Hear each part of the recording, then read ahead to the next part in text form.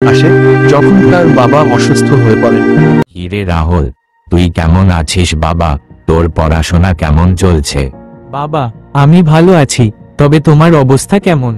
ভালো না রে বাবা, শরীরটা খুব দুর্বল হয়ে গেছে।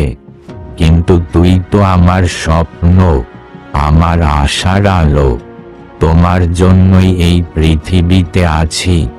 পড়াশোনাটা কেমন চলছে রে রাহুল?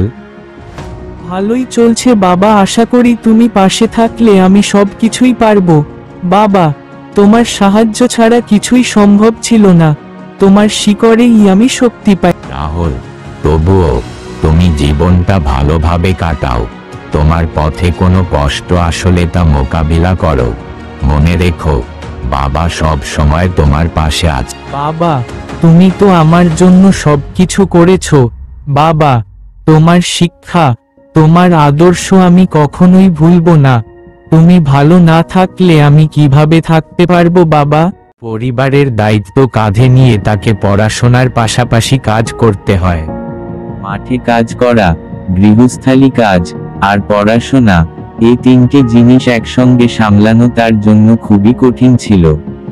কিন্তু সে কখনো হাল ছাড়েনি। একদিন তার গ্রামের স্কুলে একটি প্রতিযোগিতা হয়।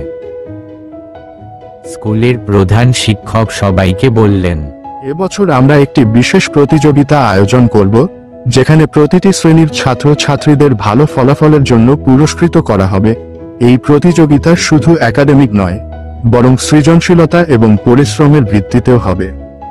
রাহুল সেখানে অংশগ্রহণ করে এবং সেরা হয়। স্কুলের হেড স্যারের চোখে তার প্রতিভা ধরা পড়ে। তিনি তাকে শহরের একটি স্কুলে ভর্তি হতে অনুপ্রাণিত করেন। শহরে এসে রাহুল আরো বড় চ্যালেঞ্জের সম্মুখীন হয়।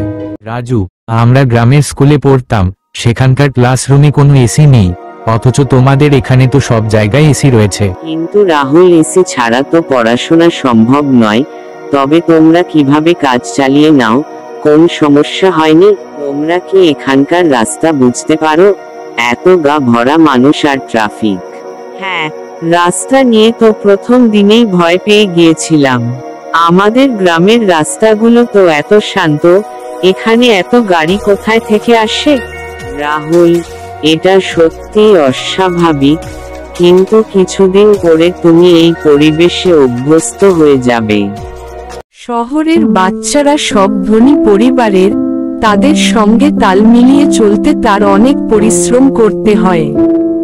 তবে নিজের কঠোর পরিশ্রম আর আত্মবিশ্বাসের জোরে সে সব প্রতিকূলতা অতিক্রম করে।